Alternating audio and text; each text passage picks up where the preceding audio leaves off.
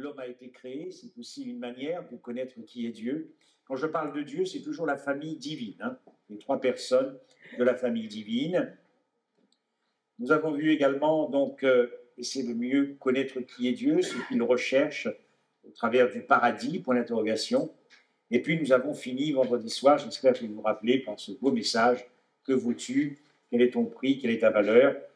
Moi, ce sont toujours des choses qui me bouleversent chaque jour parce que je m'expose à cet amour chaque jour et on ne peut pas ne pas être bouleversé quand l'amour a dû choisir entre l'amour et l'amour, quand l'amour a résisté à l'amour et que finalement la famille divine nous a aimés plus qu'elle ne s'est aimée. Quand on se ressasse ça tous les jours dans le cœur, eh ben, on marche avec la famille divine en essayant d'être encore, par la grâce du Saint-Esprit, plus amoureux. Et nous essayons naturellement, au travers de ce thème général, donc Dieu, l'heure de vérité, de connaître en réalité la vérité sur Dieu. Et nous avons vu que Dieu a pris ses responsabilités face à la rébellion, d'abord dans l'univers et ensuite sur la terre avec notre race. Moi, j'aime ce Dieu qui prend ses responsabilités et qui n'hésite pas à descendre, s'abaisser pour nous élever, nous réconcilier avec la famille divine et avec la vie du ciel, surtout. Alors ce soir, Dieu a-t-il une histoire? C'est un titre qui devrait nous interpeller. C'est un titre inattendu, un titre déroutant et déconcertant. Pourquoi? Parce que je ne sais pas quelle définition vous avez de l'histoire, mais nous pouvons considérer, par exemple, l'histoire et la définir comme étant la mémoire d'une vie. La mémoire d'une vie, le destin d'une vie, la destinée d'une vie, hein, pour chacun d'entre nous. J'aime beaucoup définir l'histoire comme étant la mémoire d'une vie. Et puisque nous sommes dans la temporalité, hein, associer l'histoire à la temporalité, c'est toujours considérer que l'histoire a toujours un commencement, une genèse, et que l'histoire a une fin. Mais alors, comment peut-on parler d'une histoire pour Dieu, finalement? Parce que Dieu est transcendant. Donc Dieu est au-dessus de tout. On ne peut pas enfermer Dieu dans une histoire. Et cependant, Dieu a une histoire. Et l'Écriture, la parole de Dieu, nous révèle que cette histoire de Dieu s'appelle l'Évangile. L'histoire de Dieu s'appelle l'Évangile. L'Évangile de Dieu, l'histoire de Dieu s'appelle la splendeur de l'Évangile. L'histoire de Dieu s'appelle la gloire du Christ et l'histoire de Dieu est le portrait de Dieu. Quand on découvre cette histoire, l'histoire de Dieu, je le rappelle, ce qui est extraordinaire, c'est ce mariage. L'histoire de Dieu, l'Évangile, c'est d'abord et avant tout, et je le répète, un mariage cosmique entre deux familles. La famille divine et la famille humaine qui se sont unies en une seule famille, la dernière race qui a été créée, la race divino-humaine ou la race humano-divine. Cela aussi devrait nous réjouir naturellement chaque jour. Deux familles unies en la personne de Jésus-Christ, 100% homme et 100% Dieu. Vous savez, dans chaque famille, peut-être pas les nôtres, mais de manière générale, il y a des familles qui ont eu au sein de leur famille un parent illustre qui a marqué l'histoire. Cela peut être un homme politique, cela peut être un philosophe, un écrivain, un chanteur, un sportif ou un prix Nobel. Et on imagine si nous avons eu dans cette famille une personnalité qui a marqué l'histoire, on est fier de pouvoir dire que voilà, hein, j'ai un frère qui a été président de la République, par exemple, etc. Écoutez, nous devrions être fiers de savoir que Dieu appartient biologiquement à notre race humaine. Et d'ailleurs, Jésus ira jusqu'à dire qu'il n'a pas honte de nous appeler ses frères. C'est quand même incroyable de savoir à quel point dans ce mariage cosmique de ces deux familles, à quel point finalement notre race est déchue, qui était tombée la plus basse dans l'univers, à quel point Dieu nous a élevés en lui. Moi, je trouve ça extraordinaire. C'est vraiment Dieu qui a un énorme cœur pour notre famille humaine. Donc, considérer l'histoire de Dieu, c'est donc considérer la plus belle histoire qui existe dans l'univers de toute éternité. Et cette histoire, c'est la plus belle histoire d'amour entre Dieu et la race humaine, c'est-à-dire entre Dieu et toi. Entre Dieu et toi, rien que toi. Parce que lorsque Dieu te regarde, il te considère toujours comme étant le seul être qui existe pour lui. On est dans l'exclusivité, on est dans l'intimité, personnellement et individuellement. Ça aussi, naturellement, ça fait beaucoup de bien. Donc, je vous le disais, l'histoire de Dieu, c'est l'Évangile. Je ne sais pas comment vous définiriez l'Évangile par rapport à ce que je viens de dire, mais l'Écriture définit l'Évangile comme étant les 7 éléments constitutifs de l'Évangile, c'est-à-dire l'incarnation. Nous avons travaillé la semaine dernière sur qui est Dieu, justement son incarnation, c'est-à-dire la conception, l'incarnation de Dieu manifestée en chair depuis sa conception. Ça, parler de l'Évangile, c'est parler de l'incarnation de Jésus-Christ.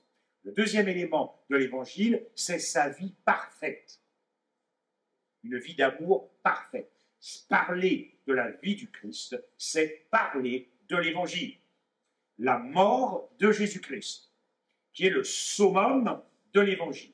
Et même quelquefois, Paul prend même la croix pour résumer en quelque sorte les 7 éléments de l'Évangile. L'incarnation, la vie du Christ, la mort du Christ à la croix, son ensevelissement. Très important aussi, Paul en parle dans Corinthiens 15, l'ensevelissement fait partie de l'Évangile. Quatrième élément, naturellement, la résurrection de Jésus-Christ. Puis l'ascension du Christ et son intronisation dans le sanctuaire. Souvent, quand on demande qu'est-ce que c'est que l'Évangile, on répond tout de suite, c'est la puissance de Dieu. Non, ça, ce sont les attributs de l'Évangile. Mais quand vous pensez à l'Évangile, vous devez d'abord et absolument penser à une personne. La première question qu'on se pose, c'est qui est l'Évangile? Et l'Évangile, c'est Jésus-Christ. C'est le Christ qui incarne l'Évangile. C'est le Christ qui personnifie l'Évangile. Voilà pourquoi l'histoire de Dieu, c'est donc l'Évangile de Jésus-Christ.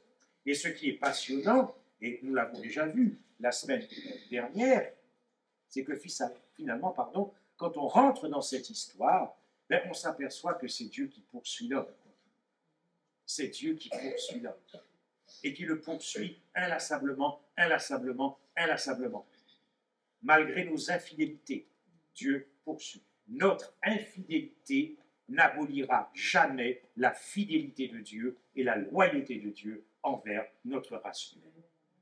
Ça, c'est quand même quelque chose d'extraordinaire. Prenez un couple qui est fiancé et le fiancé apprend que sa fiancée mène une belle vie dans un pays, etc., et passe son temps à tromper son fiancé. On sait bien qu'à un moment donné, il ne va quand même pas débarquer dans le pays où est la fiancée, qui mène une belle vie, et se taper la honte. On est d'accord? Bien. De toute façon, si vous voulez, Dieu est tellement habitué de se taper la honte avec la race humaine depuis 6000 ans, mais il est buté sur sa cible. Donc, Dieu a poursuivi l'homme, il est allé à la rencontre de l'homme en devenant homme. Il s'agit naturellement de Jésus-Christ. Donc, l'histoire de Dieu, c'est le dévoilement de l'amour. C'est le découvrement de l'amour, c'est la révélation de l'amour, car Dieu est amour, et nous avons parlé de cela la semaine dernière. Donc, finalement, Dieu, c'est l'apocalypse de l'amour. Et donc, puisque nous entrons dans cette histoire, je rappelle, parce que ce sont des choses qui doivent vraiment nous émerveiller chaque jour. Ces choses peuvent nous émerveiller si nous les ressassons dans notre cœur, chaque jour. Parler de l'incarnation de Dieu, c'est considérer d'abord Dieu comme un embryon, le Dieu embryon. Est-ce que vous passez du temps à travailler là-dessus? Dieu embryon. Mais c'est quelque chose, est-ce que vous imaginez qu'on va au-delà de l'humiliation dans l'histoire de Dieu, qui a nécessairement un commencement? Ce commencement, c'est l'embryon. Mais c'est un Dieu qui s'abaisse à l'extrême et qui va au-delà de l'abaissement. Parce que Dieu ne s'est pas incarné dans une créature qui avait une nature parfaite.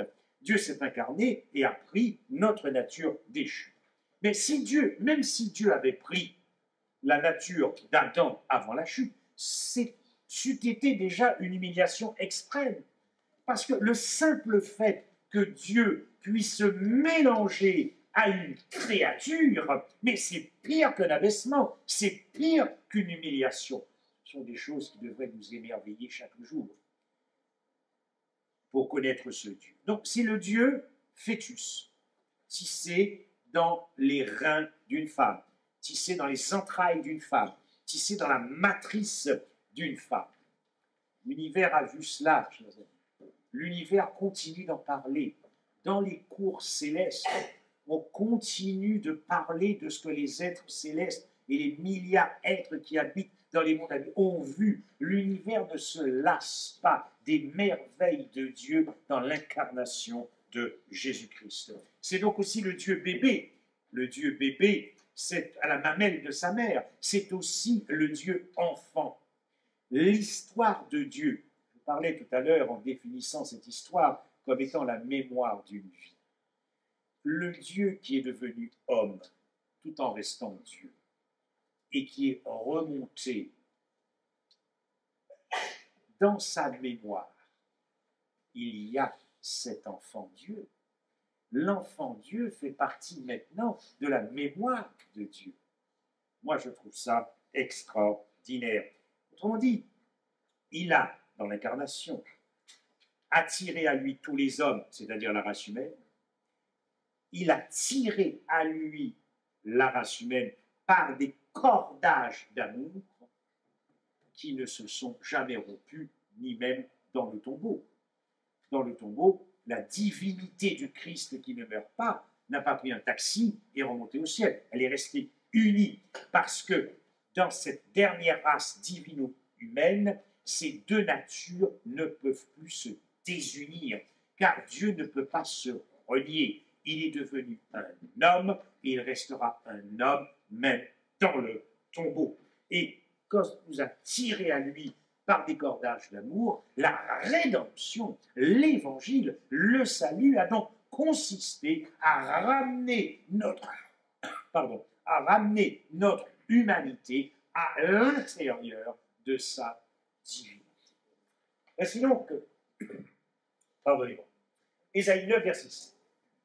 Car un enfant nous est né, un fils nous est donné, et la domination reposera sur son épaule. On l'appellera admirable, conseiller, Dieu puissant, Père éternel, prince de la paix. Un enfant nous est né. Donc, ici, c'est naturellement, j'allais dire, l'enfant Dieu biologiquement humain. Mais on l'appelle Dieu aussi. Autrement dit, puisque nous parlons de l'histoire de Dieu, dès l'instant où les deux familles se sont unies à la conception, dès l'instant où les deux familles se sont unies dans cette famille divino-humaine ou humano-divine, dès cet instant, la vie de Jésus-Christ est devenue la vie de la race humaine. La vie, quel don que Dieu fait, quel don que Dieu a fait au monde. La vie de Jésus-Christ est devenue la vie de la race humaine. Voilà, vos sourires, heureusement. Dès l'instant où ces deux familles, sont devenues une seule et même famille divino-humaine ou humano-divine, dès la conception, l'histoire de Jésus-Christ, nous verrons être le deuxième Adam, l'histoire de Jésus-Christ est devenue l'histoire de la race humaine. C'est ce que le monde a besoin d'entendre. c'est ce que nous avons besoin de répéter sans cesse dans nos cœurs. Le script de la vie du Christ est devenu le script de ta vie. Le scénario de la vie du Christ est devenu le scénario de ta vie, le film de sa vie. Autrement dit, ce qu'il y a de glorieux dans l'Évangile, c'est que ta vie a été réécrite en Jésus-Christ. Et ton histoire a été réécrite en Jésus-Christ, ce qui signifie que c'est l'histoire de chaque homme et que c'est la vie de chaque homme qui a été réécrite en Jésus-Christ. La famille divine, ici, puisque nous voyons que cet enfant est appelé Dieu. La famille, quand je dis la famille divine, c'est le Père et le Saint-Esprit, ainsi donc que le Fils. Donc, la famille divine revendique appartenir à cet enfant. La famille divine revendique appartenir à cet enfant, puisque cet enfant fait lui-même partie de la famille divine.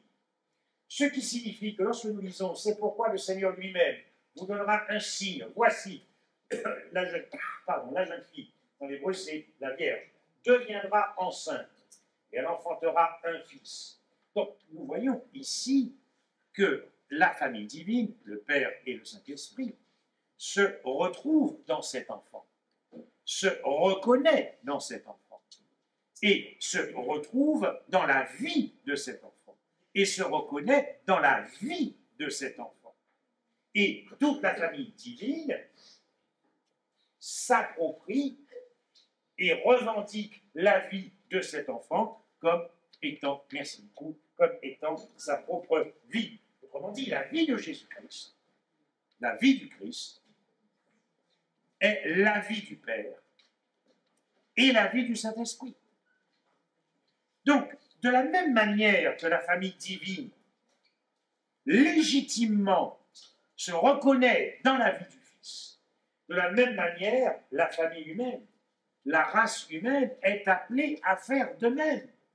C'est-à-dire que la race humaine revendique aussi appartenir à cet enfant. Voilà pourquoi on parle de la bonne nouvelle. Mais l'ange leur dit, ne craignez point, car je vous annonce une bonne nouvelle. Tiens, l'évangile. Et oui, qu'est-ce que c'est que l'évangile? C'est pourquoi, dans la ville de David, il vous est né un sauveur. Il vous est né le Sauveur, qui est le Christ, le Seigneur. Donc, la famille humaine, tout comme la famille divine, se retrouve dans cet enfant, se reconnaît dans cet enfant, et reconnaît que la vie de cet enfant, c'est la vie de toute la race humaine.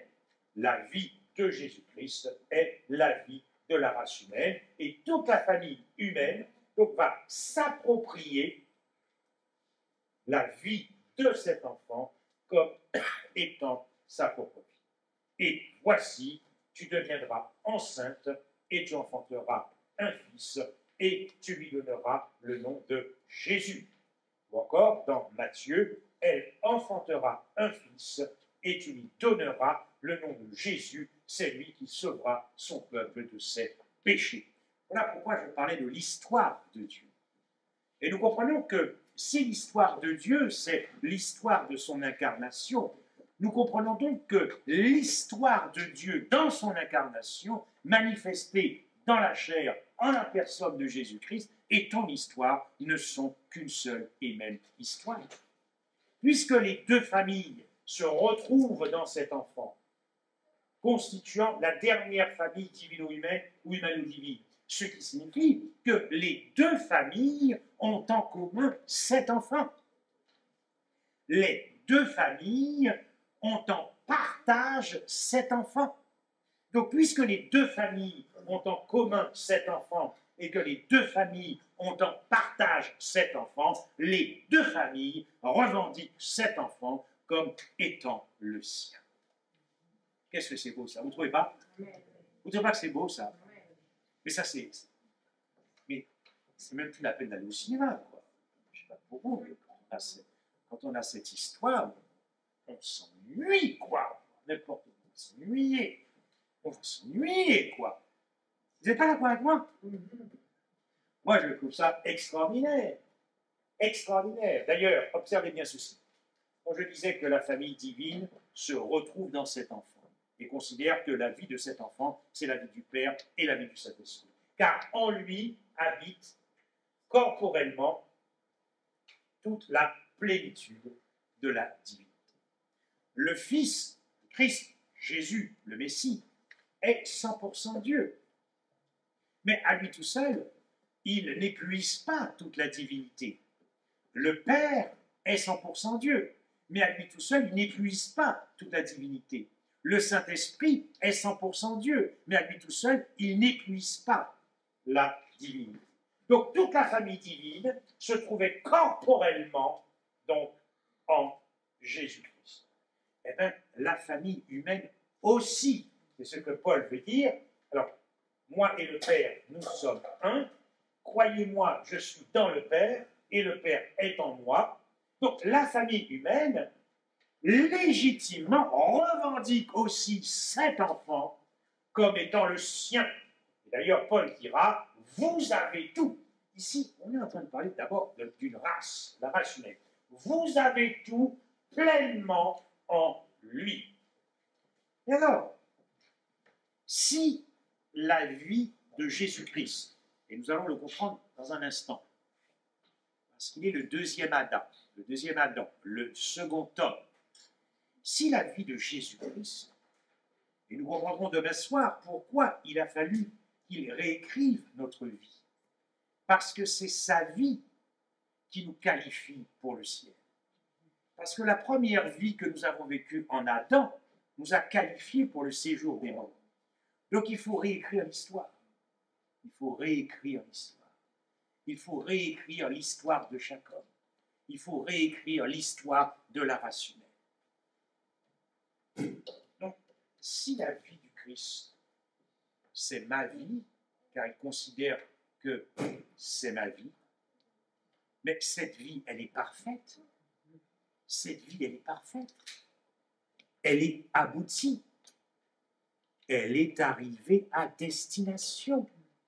Je répète, cette vie est parfaite, la vie du Christ, elle est aboutie, la vie du Christ, et elle est arrivée à destination. Ce que Paul veut dire ici, c'est lui que nous annonçons, exhortant tout homme et instruisant tout homme en toute sagesse, afin de présenter à Dieu tout homme. Ici, on est d'abord ici dans ce que Paul appellera toujours les nous en Christ. Et le nous en Christ, c'est toute la race humaine. Nous verrons après que la réponse du cœur est importante. C'est là où se situe l'expérience de la foi. La réponse du cœur, c'est le Christ en nous. Et là, nous sommes dans le nous en Christ. Présenté à Dieu tout croyant, non, tout homme devenu parfait en Christ. Tout homme devenu parfait en Christ. Mais alors, si ma vie est aboutie, si ma vie est réussie, je parle de la vie du Christ, c'est la mienne, la même, la vie, elle est au ciel, donc c'est que lorsque Christ est ressuscité, c'est aussi par un homme qu'est venue la résurrection du mort, c'est donc toute la race humaine en Christ qui ressuscite. Pour que Christ se présente devant son Père comme étant le représentant de la race humaine, étant la race humaine, c'est-à-dire étant tous les hommes en lui. Ça, c'est le nous en Christ. Donc, la race humaine est ressuscitée en Christ, puis il nous a transportés dans le royaume du Fils de son amour. Et donc, nous sommes ressuscités ensemble, et il nous a fait asseoir ensemble dans le ciel. Vous comprenez qu'il faudra vraiment utiliser toute son énergie pour se perdre. Il faudra vraiment piétiner l'amour pour se perdre. Parce que quand l'Écriture nous annonce que Jésus est le sauveur du monde, c'est que Jésus a sauvé. Il a sauvé la race humaine. Mais tous ne seront pas sauvés. Jésus vient sauver une race. Ok, super. Une race qui est tombée. Bien. Une Madame, famille qui est Mesdemoiselles, tombée. messieurs, Mais bonsoir. la famille divine ne peut pas nous imposer de vivre avec la famille divine. Nous avons un choix. Bonsoir. À faire. Et nous allons le voir demain soir, que rien ne peut venir avant la grâce. La foi ne peut pas venir avant la grâce. La foi vient après la grâce et se saisit de la grâce. Donc, vous voyez, c'est extraordinaire. Christ a réuni l'histoire de la race humaine parce que Jésus-Christ est la race humaine, le deuxième Adam et le deuxième homme. Ainsi donc, Paul pourra dire, puisque notre vie est parvenue en Christ, nous sommes tous assis en lui. Mais malheureusement, beaucoup rejetteront cette bonne nouvelle de l'Évangile par incrédulité, par indifférence. Beaucoup rejetteront cette bonne nouvelle. Excuse-moi. Mais pour ceux qui auront gardé ce qu'ils avaient déjà gagné en Jésus-Christ, c'est-à-dire pour ceux qui auront fait l'expérience de la repentance, de la conversion, du baptême, de la nouvelle naissance, de la justification par la foi, ils pourront dire comme Paul, qu'en Christ, votre vie paraîtra. Voyez, il suffit de garder ce que nous avons déjà gagné en Christ. Paul dira aussi, car Christ est ma vie et la mort m'est un gain. Bien. Alors, nous continuons parce que là aussi, nous allons aller. Station, vous avez ici. Comment connaître le mystère de sa volonté selon le bienveillant dessein qu'il avait formé en lui-même pour le mettre à exécution lorsque les temps seraient accomplis. Bonsoir. De réunir toutes choses en Christ, celles qui sont dans les cieux et celles qui sont le dessein en lui-même, c'est naturellement l'incarnation, pour le mettre à exécution lorsque les temps seraient accomplis. Lorsque les temps ont été accomplis, il est dit que le Christ est né d'une femme sous la loi. Et donc, réunir, on ne va pas ici s'attarder aux choses qui sont dans les cieux, nous allons considérer notre race et celles qui sont sur la terre. Réunir toutes choses, absolument toutes choses. Ce n'est pas réunir les croyants, c'est réunir absolument toutes choses, celles qui sont sur la terre. Je ne vais pas ici entrer dans l'étymologie du mot grec pour réunir, qui signifie récapituler. Récapituler, c'est-à-dire reprendre, une reprise, un recommencement. Dans ce mot récapituler, en grec, il y a aussi le concept de tête, de somme totale, de récapituler. Donc, dès l'incarnation, ce que Christ va faire, il va opérer une reprise de notre humanité, de notre race humaine en lui. Et ainsi, il va restaurer le projet initial de Dieu. Il va réorganiser le projet initial de Dieu. En réécrivant la vie de chaque homme en lui, il va opérer une nouvelle version de l'homme en lui. Il va réinitialiser l'homme en lui. Il va opérer une nouvelle refonte de l'homme en lui. Il va opérer une nouvelle refondation de l'homme en lui. Il va réécrire la vie de chaque homme. Il va réécrire ton histoire. Il va réécrire ta destinée. Il va réécrire ton destin et ta destination. Yes!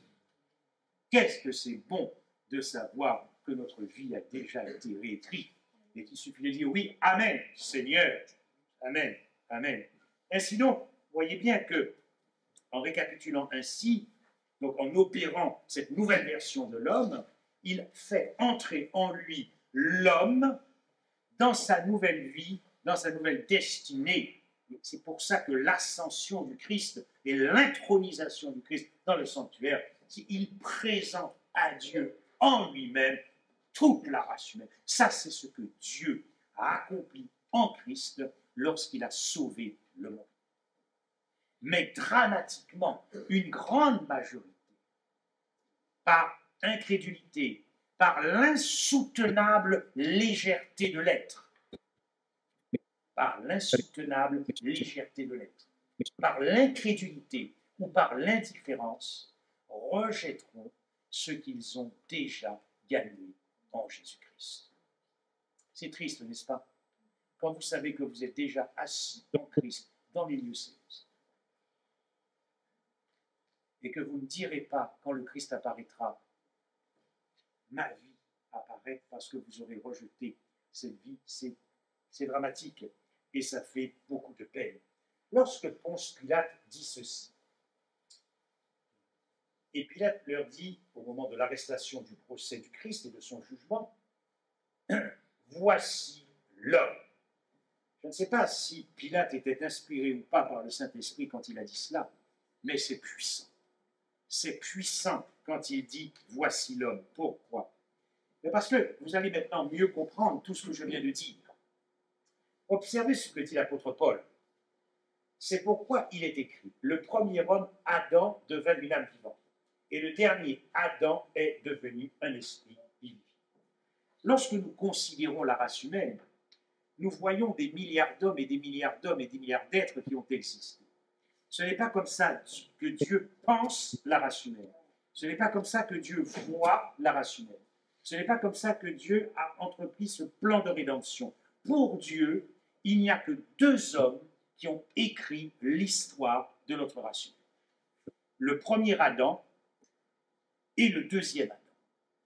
À la création, lorsque Dieu a créé Adam, le texte en hébreu dit qu'il insuffla un souffle, non pas un souffle de vie, mais un souffle d'air. Autrement dit, nous étions tous dans le premier homme, dans le premier Adam. Et Dieu a remis tout le monde dans le deuxième Adam, puisque les deux représentent la race humaine. Donc, pour Dieu, pour la famille divine, il faut comprendre que l'histoire de notre race humaine est comprise dans l'histoire de ces deux hommes. L'histoire de notre race est comprise dans l'histoire de ces deux hommes. La vie de la race humaine est comprise dans la vie de ces deux hommes. L'existence de la race humaine est comprise dans l'existence de ces deux hommes. L'identité de la race humaine est comprise dans l'identité de ces deux hommes.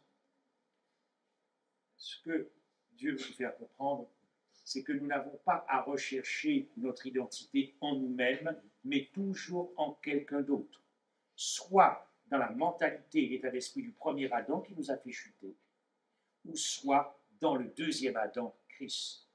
Lorsque nous comprenons quelle est notre identité dans le deuxième Adam, que nous comprenons que nous n'avons pas à rechercher notre identité en nous-mêmes, cela change radicalement notre mode de vie, la manière dont nous nous habillons, etc., etc., puisque notre valeur, notre estime n'est pas à rechercher en nous-mêmes, mais toujours en Jésus-Christ.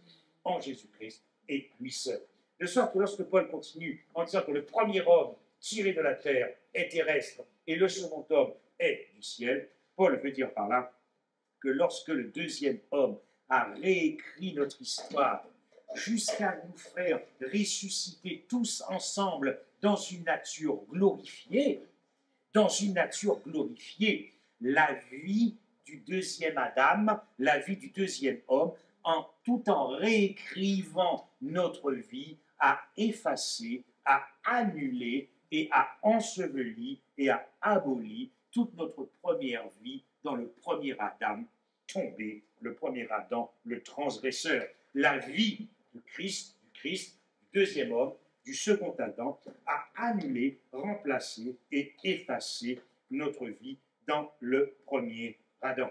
Notre histoire, l'histoire en Christ, a effacé l'histoire du premier Adam. Notre existence maintenant en Christ a effacé notre existence dans le premier Adam. Notre identité en Christ a effacé notre identité dans le premier Adam. Cependant, la mort a régné depuis Adam jusqu'à Moïse, même sur ceux qui n'avaient pas péché par une transgression semblable à celle d'Adam, lequel est la figure de celui qui devait venir. Vous voyez ici, Paul établit un parallèle, une comparaison entre les deux Adams. Lorsqu'il parle du premier Adam, lequel, donc le premier, est la figure de celui qui devait venir, le deuxième Adam. La figure, le type, le modèle, l'image, l'ombre de celui qui devait venir. Mais alors, sur quelle base est fondée cette comparaison, ce parallélisme entre les deux Adams? Eh bien, Paul nous le dit, je ne peux pas faire ici une étude détaillée de ce chapitre-là, mais d'abord, quels sont donc les points communs finalement de ces deux Adams? Puisque le premier est la figure de celui qui devait venir. Pour nous qui sommes adventistes dans cette salle, nous comprenons bien la typologie avec le sanctuaire, le terrestre, qui est le type du céleste, le modèle. Et bien ici, il faut appliquer cette même idée avec les deux Adams. Tout d'abord, la comparaison est fondée sur cette idée extraordinaire que les deux Adams constituent le type universel. C'est-à-dire que le premier Adam était à la tête de notre race, était le chef de notre race, était le représentant de notre race, était le père de la race humaine. Il en est de même du deuxième Adam. Ça, cette typologie est fondée là-dessus. Cette typologie, elle est fondée aussi sur ce que les Hébreux, les Juifs comprennent très bien, c'est l'identité corporative. C'est-à-dire que de la même manière que Dieu a vu tous les hommes dans le premier Adam, a incorporé tous les hommes dans le premier Adam, de la même manière, lorsque le deuxième homme est venu, eh bien, Dieu nous a tous inclus dans le deuxième Adam, incorporés dans le deuxième Adam, contenus dans le deuxième Adam. Vous connaissez l'histoire très rapide d'Abraham, lorsqu'il dit que les Lévites ont payé la dîme parce qu'ils étaient dans les reins d'Abraham lorsqu'Abraham a payé la dîme. Vous voyez, c'est cette idée d'identité corporative où lorsque Isaac et Rebecca ont eu deux fils, ont eu, oui, deux jumeaux, c'est ça, Isaac et qui? Non, je confonds. Pardon? Jacob et Ésaü. Voilà, Jacob et Ésaü. Eh bien, l'Éternel a dit, mais ce n'est pas deux enfants que tu as dans ton ventre, mais deux nations.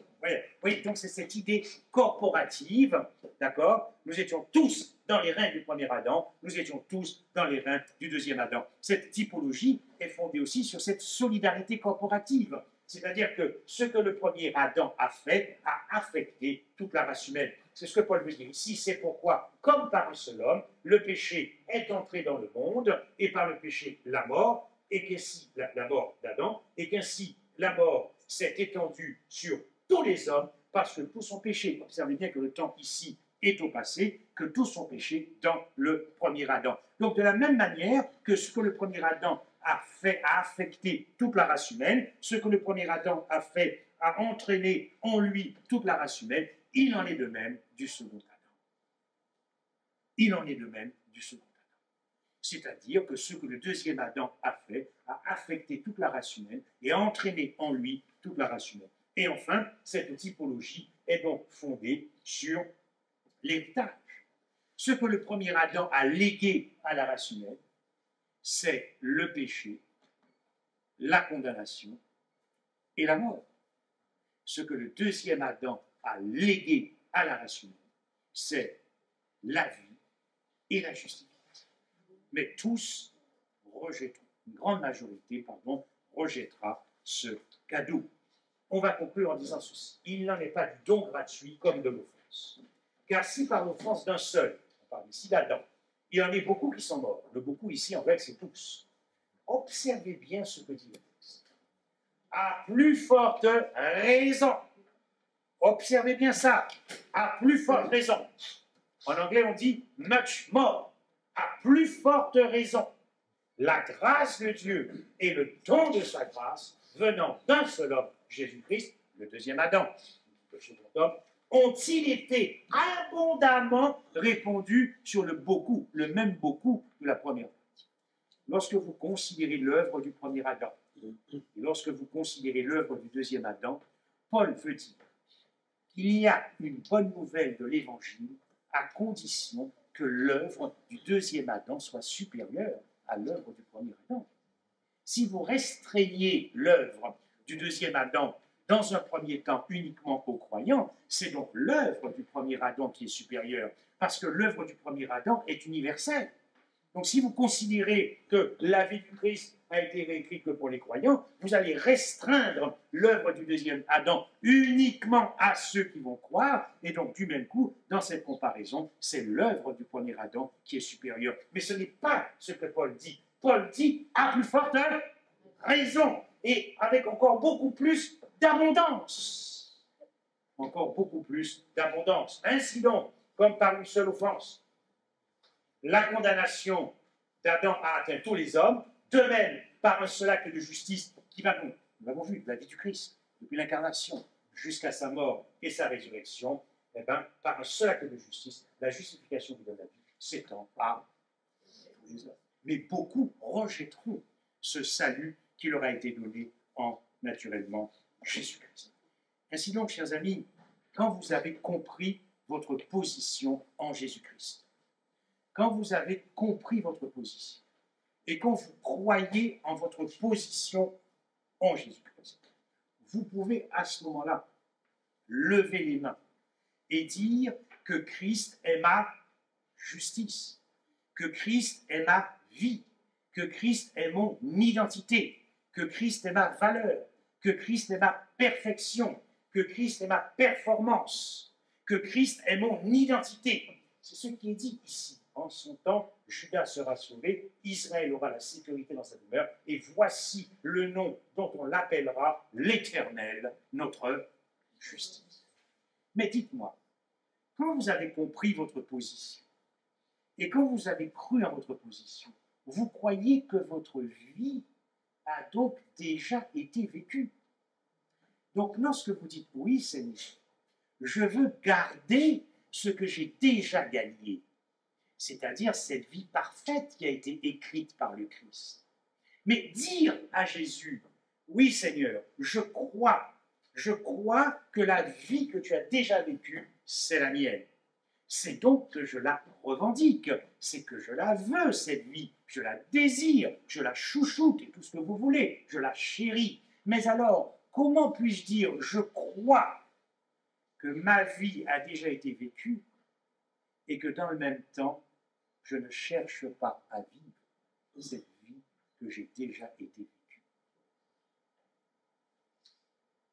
Lorsque vous croyez vraiment que votre vie a été vécue et que vous la revendiquez, alors vous faites l'expérience de la repentance. Parce que la vie que vous viviez jusque-là n'était pas celle que vous aviez déjà vécue en Jésus-Christ, mais vous ne le saviez pas. Mais quand vous découvrez que la vie que vous avez déjà vécue en Christ a déjà été vécue en Christ et que vous la revendiquez par la foi, alors tout en vous vous pousse à dire « Seigneur, permets que je puisse revivre cette vie que j'ai déjà vécue en toi. » C'est ça, Christ, notre justice. Et c'est là que le Saint-Esprit intervient dans l'expérience de la repentance, dans l'expérience de la conversion, dans l'expérience de la nouvelle naissance et dans l'expérience du baptême. Le baptême est un moment très fort dans la vie du croyant. Parce que le baptême, c'est en quelque sorte la preuve que le candidat a compris sa position en Christ. Et il a compris et il croit et il veut et il chérit. Il dit, Seigneur, oui, je veux garder ce que j'ai déjà gagné en toi. Je ne veux pas le perdre. Donc en faisant cette expérience de la foi, le candidat montre à l'univers qu'en se baptisant, il a compris, lorsqu'il est immergé dans l'eau, qu'il ensevelit cette première vie adamique qui a déjà été ensevelie dans le tombeau par Christ, et que lorsqu'il se relève, c'est parce qu'il a choisi de vivre cette vie et de laisser le Saint-Esprit lui apprendre à revivre la vie qu'il a déjà vécue en Jésus-Christ. Et alors, lorsqu'il sort des eaux du baptême, il est l'homme le plus heureux. Il est l'homme le plus heureux de l'univers.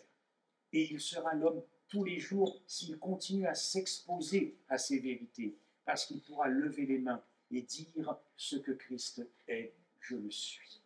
Ce que Christ a, je l'ai.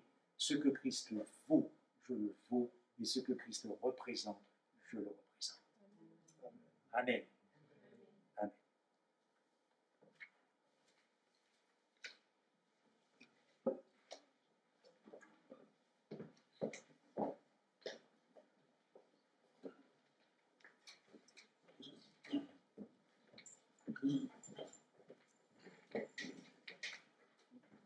Nous allons nous lever et entonner le chantel.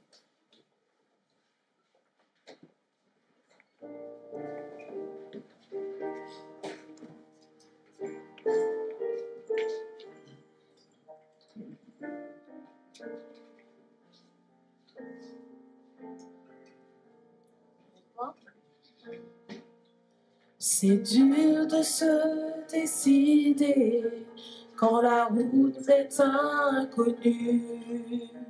Les chemins sont incertains, mais j'avance par la foi.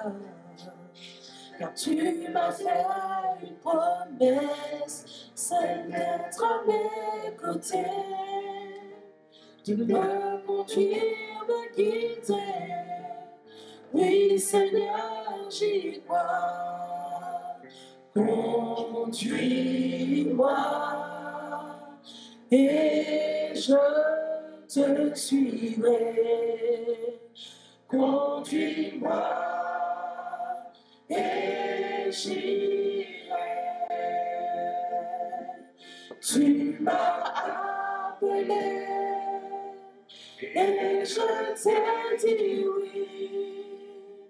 Conduis-moi et j'irai. Tes plans pour moi sont parfaits et je n'ai plus jamais peur. Parfois je me sens si seul, mais je sais que tu es là. Mon cœur désire te suivre et je veux t'obéir. Prends ma main, conduis-moi, je te suivrai toujours. Conduis-moi et je te suivrai. Conduis-moi et j'irai. Tu m'as appelé, Seigneur. Tu m'as appelé et je t'ai dit oui. Conduis-moi, conduis-moi et j'irai. Conduis-moi, conduis-moi et je te suivrai. Conduis-moi et j'irai. Tu m'as appelé et je t'ai dit oui. Conduis-moi et j'irai. Tu m'as appelé. Tu m'as appelé et je t'ai dit oui. Conduis-moi et j'irai.